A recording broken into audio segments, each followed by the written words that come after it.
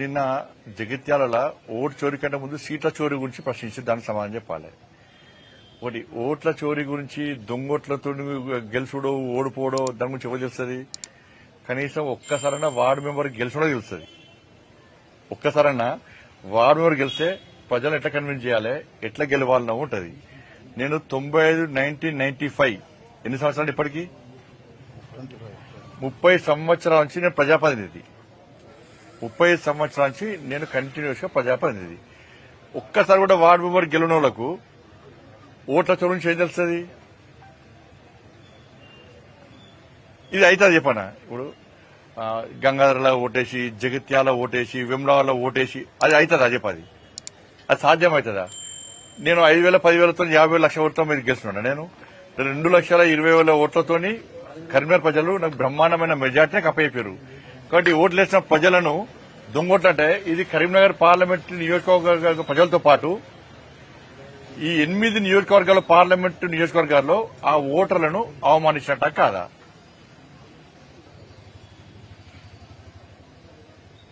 ఒక్కొక్క ఇంట్లో 10 ఓట్లు. నేనేమంటున్నానంటే సరే రేవంత్ రెడ్డి గారు స్పందించాలి. అసెంబ్లీ రద్దు చేయాలి, ఎన్నికల కమిషన్ లెటర్ రాయండి, రాసి మొత్తం పూర్తిగా ఒక్కొక్క ఇంట్లో డబుల్ ఓట్లుండి అన్ని తీసేయమని చెప్పి లెటర్ రాయండి. దాని తర్వాత మళ్ళీ ఎలక్షన్స్ పెట్టుర్రి. మళ్ళా కాంగ్రెస్ పార్టీ అధికారంలోకి వస్తే రాజకీయ సన్యాసం తీసుకుంటారు. నేను జనము రాళ్లతో కొడుతున్నారు. 2,500 ఇవి మహిళలకు ఇస్తాయి, 40 రూపాయల పెన్షన్లు ఇవి, 40 రూపాయల నిరుద్యోగ వృత్తి, అది 2 లక్షల ప్రభుత్వ ఉద్యోగాలు ఇవి, తులం బంగారం ఏది, స్కూటీలేవి, మా డిఏలేవి, ఫీజు రియంబర్స్మెంట్ ఏది, ఆరోగ్యశ్రీ బకాయిలేవి, 12 రైతు కుళ్ళకేవి, ఇంకా 22 లక్షల మందికి రైతు భరోసా ఏది, రైతు భరోసా ఏది? గ్రామ పంచాయతీలకు కాంగ్రెస్ పార్టీ ప్రభుత్వం అధికారంలోకి వచ్చిన తర్వాత ఒక్క పైసా ఇచ్చిన చెప్పారు. ఒక్క పైసా. నాకు తెలిసి దేశంలో 2 సంవత్సరాల కాలంలో గ్రామ పంచాయతీకి ఒక్క పైసా ఇవ్వకుండా ఉన్న ఏకైక ప్రభుత్వం తెలంగాణలో కాంగ్రెస్ పార్టీ ప్రభుత్వం. ఒక్క పైసా కూడా ఇవ్వలే. ఇప్పుడు ఎన్నికలు దేనికోసం పెడతామనుకుంటున్నారు? కేంద్ర ప్రభుత్వం నిధులు ఇస్తుంది కాబట్టి ఎన్నికలు పెడదామనుకుంటున్నారు. మరి కేంద్ర ప్రభుత్వం నిధుల కోసం ఎన్నికలు పెడితే ప్రజలు ఎవరికి ఓటేస్తారు? కేంద్రంలో అధికారంలో పార్టీకి బీజేపీకి ఓటేస్తారు. దాని మీద స్పష్టం చెప్పని చెప్పాను. రాత్రిపూట యాత్రలు చేసి ప్రజలను కలవకుండా ఒకసారి ఆయనే బీజేపీ రాష్ట్ర అధ్యక్షుడు తీసేసినప్పుడు ఒక బీసీ నాయకుడిగా స్పందించినాడు. బీసీ ఆయనే అంటున్నాడు, బీసీ కాదని ఆయన అంటున్నాడు. ఆయన చూస్తే ఏమంటే గజనీ సినిమా గుర్తొస్తుంది. దాని హీరోకు 15 నిమిషాల కంటే ఏం గుర్తురాదు. మళ్ళీ ఏం గుర్తులేదు, 15 నిమిషాలతో మళ్ళీ ఏం గుర్తులేదు, అన్న గుర్తురాదు. ఆయన ఎవరు తెలిసి చెప్పండి ఎవరికన్నా? కరీంనగర్ ప్రజలు ఆయన గుర్తుపడతారా? ఒకసారి వార్డు మెంబరో సర్పంచో ఎంపీటీసో చేసి సమస్యల మీద కొట్లాడితే వాళ్ళు ప్రజలకు తెలుస్తుంది. అక్కడ రాహుల్ గాంధీ ఏమో ఓటు తీసేస్తున్నారు అంటారు. ఇప్పుడు కరీంనగర్లో ఒక్కొక్క ఇంట్లో 200 ఓట్లు మైనార్టీలలో ఉన్నాయి. గతంలో సునీల్ రావు కాంప్లైంట్ ఇచ్చారు. ఆ ఓట్లు ఎవరు పడతాయి? దొంగ ఓట్లు పడ్డాక గెలవాలి. వాళ్ళు ఓట్లు వేసుకున్నా గెలవలే. వాళ్ళు మైనార్టీలలో ఒక్కొక్క ఇంట్లో 50 ఇండ్లున్నాయి. కరీంనగర్లో ఉన్నాయి. మేము ఫిర్యాదు కూడా చేస్తాం, తొలగించలే. ఆ ఓట్లు ఎటు పడతాయి? అయినా గెలవలే వాళ్ళు.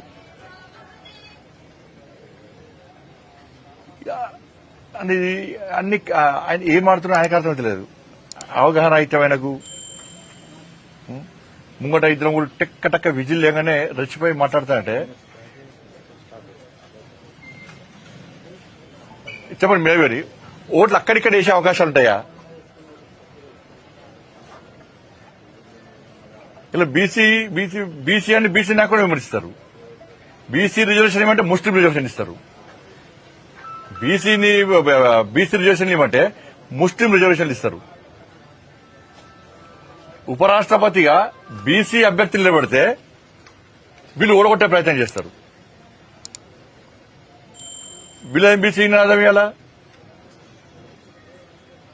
పోనీ అగ్రవర్ణ రెడ్డిని నిలబడితే ఆ రెడ్డిలో తృప్తిపత్రం వాళ్ళే ఎదుగుతున్నారు. ఓడిపోయే దానిలో రెడ్డిని నిలబడతారా మీరు అంటున్నారు.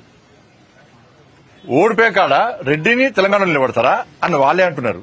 ప్రస్తుతం మాకు ఈడబ్ల్యూఎస్ ఇచ్చిండు నరేంద్ర మోడీ గారు నిర్ణయించిన అభ్యర్థికే మేము ఓటు వేస్తామని చెప్పి అగ్రవర్ణ అందరూ డిసైడ్ అయి ఉన్నారు. వాళ్ళు ఎంపీ కూడా డిసైడ్ ఉన్నారు. విశ్వాసం ఉన్నోళ్ళు.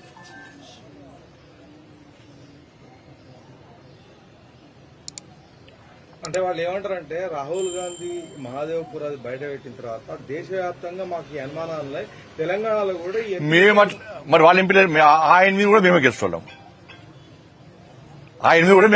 ఏం తీసుకొడతామేది.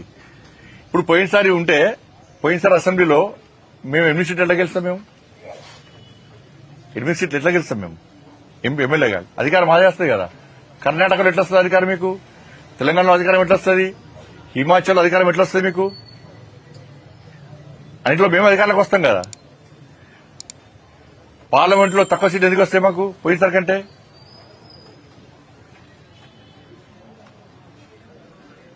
కాబట్టి ఇది అవగాహన లేకుండా మాట్లాడము, ఏదో బండి సంజయ్ తెలిస్తే బ్రేకింగ్లు వస్తాయని మాట్లాడము.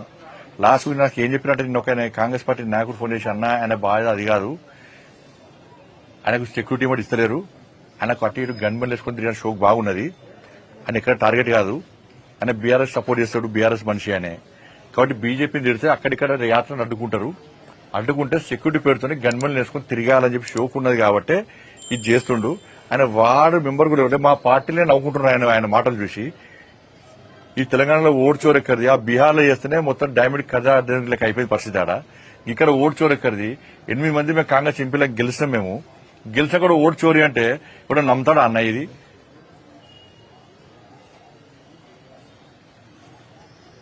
నేను గెలిచాక వెంటనే ఎందుకు ఎలక్షన్ కమిషన్ కంప్లైంట్ ఎందుకు ఇవ్వలే? ఎందుకు పిటిషన్ ఇవ్వలే? ఆయనను ఎవరు నియమించారో వాళ్ళ చెప్తున్న వాళ్ళే ఒప్పుకునే పరిస్థితి వచ్చింది ఇవాళ. దాని కదా తెలంగాణలో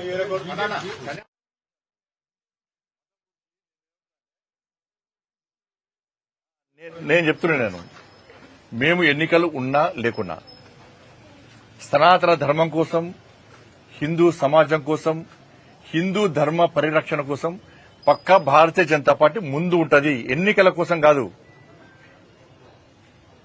ఎన్నికలు ఉన్నా ధర్మం గురించి చెప్తాం, ఎన్నికలు లేకుండా ధర్మం కోసం కొట్టాడతాం. జైలుకు పోయినాం, లాఠీ చార్జీ దెబ్బలు తిన్నాం. మేము బైన్సాలో పేద హిందువుల ఇల్లు కాలబెట్టప్పుడు ఏడవేరు వీళ్ళు కాంగ్రెస్ వాళ్ళు, పేదల ఇల్లు కాలబెట్టినప్పుడు ఏడవేరు కాంగ్రెస్ వాళ్ళు.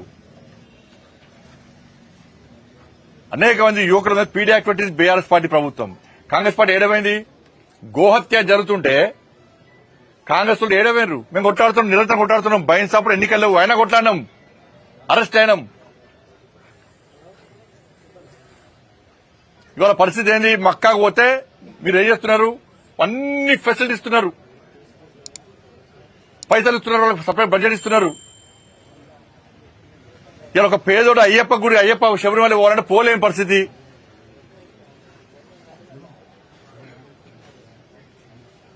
దర్శనం వల్ల పోలేని పరిస్థితి. లాస్ట్ ఏం చేస్తారు? ఇవాళ వినాయక నవరాత్రులు వస్తే ఏం చేస్తుండే? ఇవాళ తెలంగాణ మొత్తము ఒక భయానక పరిస్థితిలో వినాయక నవరాత్రులు జరుపుకునే పరిస్థితి. పోలీస్ పర్మిషన్ అంటున్నారు, ఫైర్ పర్మిషన్ అంటున్నారు, ఎలక్ట్రిసిటీ పర్మిషన్ అంటున్నారు, రెవెన్యూ పర్మిషన్ అంటున్నారు. పోయినసారి ఎక్కడ వినాయకుడు పెట్టారు ఆడ పెడితే కూడా రోడ్డు అడ్డం ఉందంటారు. ప్రజలకు లేని ఇబ్బంది మీకెందుకు? సౌండ్ పెట్టద్దు, గుళ్ళలో సౌండ్ పెట్టద్దు అంటే బాగా చెప్తా పెడతాం సౌండ్. ప్రజలకు ఇబ్బంది కాకుండా చట్టానికి లోబడి పక్కా పెడతాం సౌండ్. జులు తీసుకోవద్దు, ఈ టైం వరకు తీసుకోవాలి. ఇది మీరు చేసేది.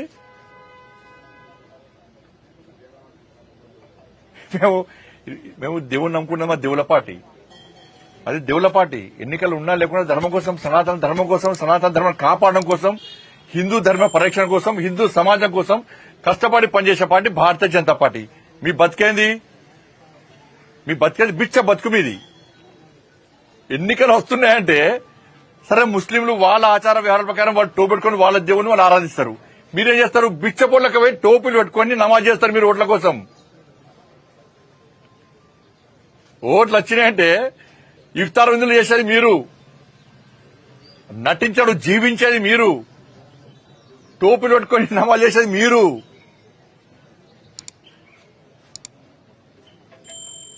బిచ్చపల్లి మీరా మేమా?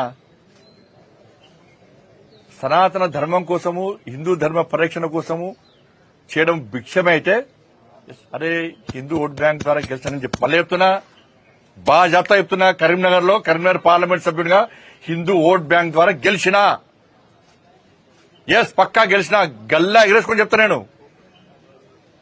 ఇప్పుడు కాదు, ఎప్పుడైనా చెప్తా, ఎక్కడైనా చెప్తా నేను. ఈ హిందూ ఓట్ బ్యాంక్ తెలంగాణ రాష్ట్రంలో తయారు చేస్తాం, పక్కా 100% తయారు చేస్తాం.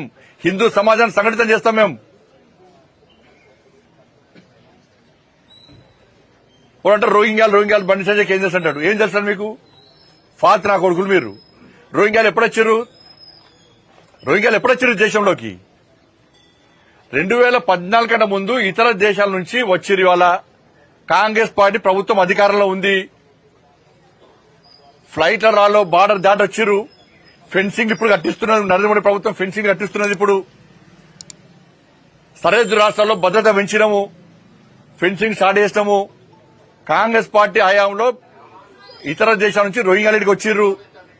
మోడీ గారి ప్రభుత్వం వచ్చిన తర్వాత వితౌట్ పాస్పోర్ట్ అనుమతి లేకుండా ఇతర దేశాల నుంచి వచ్చిన వెంటనే పంపాలని చెప్పి అన్ని రాష్ట్రాలకు ఆదేశాలు జారీ చేసినాం. బీజేపీ పాలిత రాష్ట్రాల్లో సహకరిస్తున్నారు. గతంలో ఇక్కడ బీఆర్ఎస్ పార్టీ ప్రభుత్వం ఉండే, బెంగాల్లో మమతా బెనర్జీ ప్రభుత్వం ఉన్నది.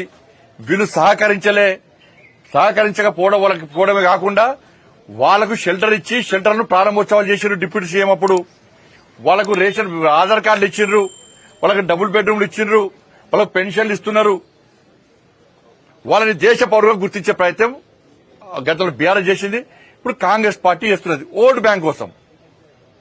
ఇది జరిగింది. కేంద్రంలో మోడీ గారి ప్రభుత్వం ఉంది కదా, బండి సంజయ్ హోమ్ మినిస్టర్ కదా, ఆపొచ్చు కదా అంటే 2014 కంటే ముందు వచ్చిన దరిద్రులు వాళ్ళు రేపు మన సింధూర్ ఆపరేషన్ జరిగింది, భారతదేశం యుద్దం జరిగింది పాకిస్తాన్ మధ్యలో.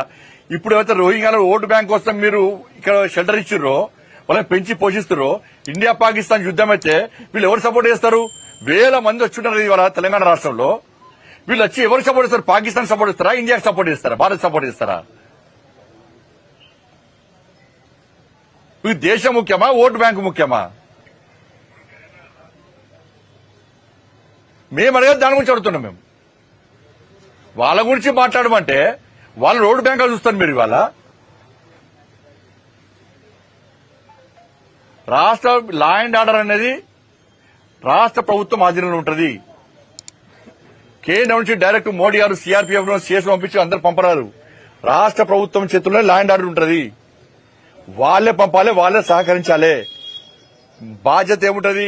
అక్కడి నుంచి పాస్పోర్ట్ ద్వారా వీసా పొంది వచ్చి వీసా గడువు ముగిసిన తర్వాత కూడా ఇక్కడ ఉంటే వాళ్లను కేంద్ర ప్రభుత్వము వాళ్ళని కించి పంపించే ప్రయత్నం చేస్తారు. వీళ్ళంతా బార్డర్ దాటి, ఫెన్సింగ్ లేకుండా బార్డర్ దాటి దొంగదారులో వచ్చిన అందరూ కూడా. ఇప్పుడు 2014 కంటే ముందు 2014లో మోడీ గారు ప్రభుత్వం వచ్చాక టైట్ చేస్తాం మేము. దాన్ని గుర్తుంచుకోవాలి. ధన్యవాదాలు.